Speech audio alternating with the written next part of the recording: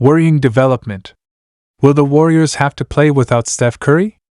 Recent reports reveal a serious injury threatening to sideline the franchise icon, and Dub Nation is on edge. With preseason ramping up, the timing couldn't be worse. Curry's absence would leave a massive void in leadership, scoring, and morale. How long could he be out? Will Kerr adjust the rotation or dip into trade flexibility? Rival teams are licking their chops, and the entire Western Conference could shift if Golden State starts without their superstar.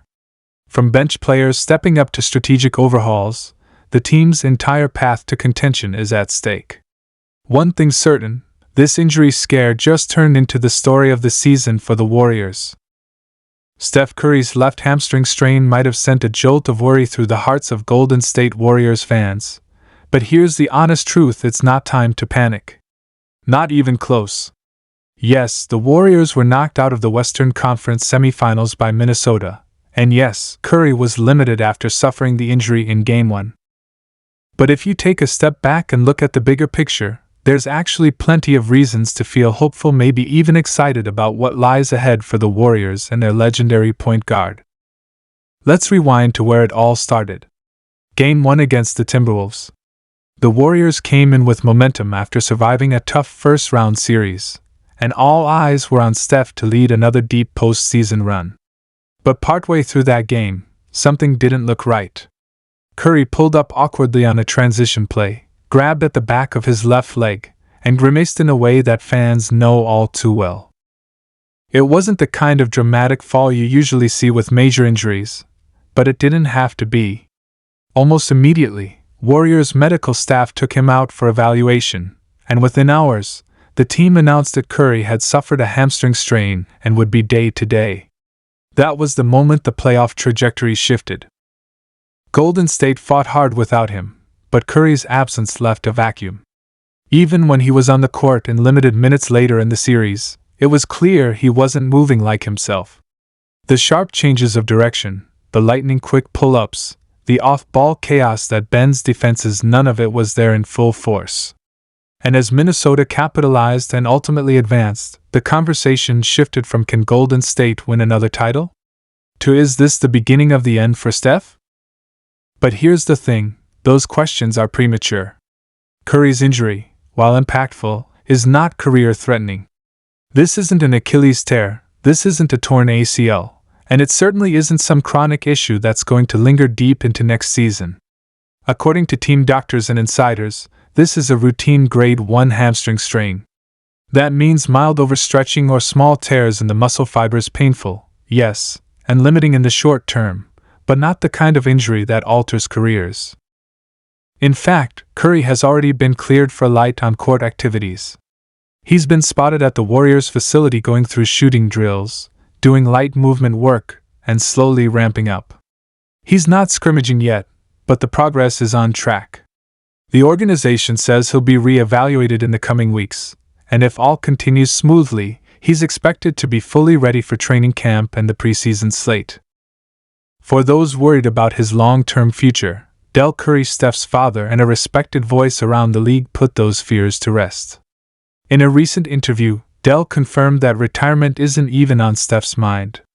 According to him, Steph is still hungry, still obsessed with the game, and absolutely committed to chasing at least one more championship with the Warriors before calling it quits. That's something echoed by those closest to him, including head coach Steve Kerr. Kerr didn't sugarcoat the impact of the injury, calling it a defining setback that effectively derailed the team's playoff hopes. But at the same time, he praised Steph's leadership, his resilience, and his work ethic behind the scenes. Kerr noted that even when Steph couldn't play his usual minutes, he was in the gym, in the film room, talking to younger guys, doing everything possible to will his team forward. That's the kind of presence you can't replace. And the team knows it. Draymond Green, never shy about speaking his mind, recently went on a podcast and laid it out plainly: Steph Curry is still the system. Even at 37 years old, Steph's gravity shifts the entire defense. Teams trap him 35 feet from the hoop. They hedge hard on pick and rolls, they throw doubles before he even touches the ball, and they stay glued to him off the ball, which opens up space for everyone else to operate. Without Steph on the court, the Warriors' offense looks human. With him, they look like contenders. But beyond the injury itself, this moment is also about what comes next. There's no getting around it. This is a critical offseason for Golden State. They've got aging stars, a tricky cap situation, and young players who still haven't taken that next step. So how does Steph's recovery play into all of this? For one, it means they can be aggressive, but patient.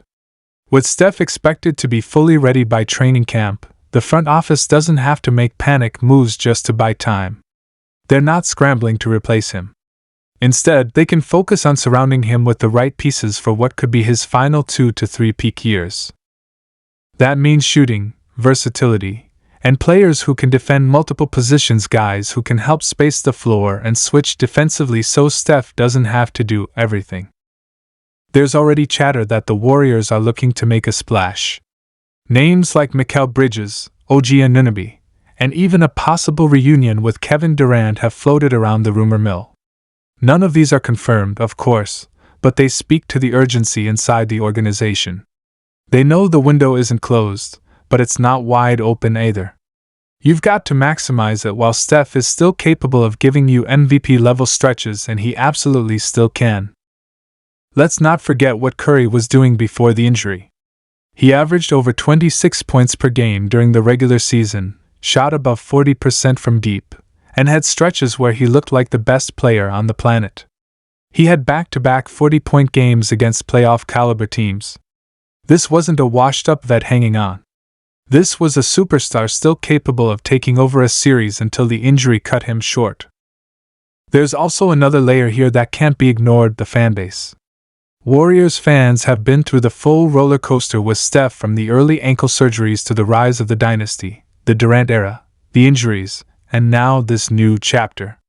They've seen him break records, defy expectations, and redefine how basketball is played.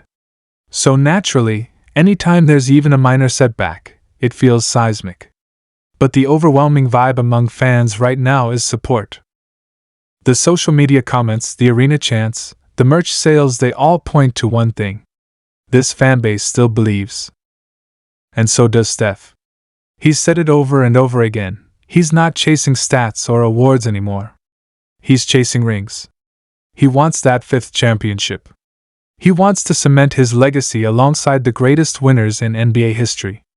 And more than anything, he wants to do it with this core: with Klay, with Draymond, with the people who've been through every high and low with him. But for that to happen, the front office will need to get the details right. There's a question of how to manage minutes next season. Should the Warriors rest Steph more during the regular season to keep him fresh for the playoffs? Should they stagger his minutes to reduce the load? Should they experiment with new rotations that feature more of Kuminga and Podziemski while Steph takes breaks? These are all questions Kerr and the coaching staff are already discussing.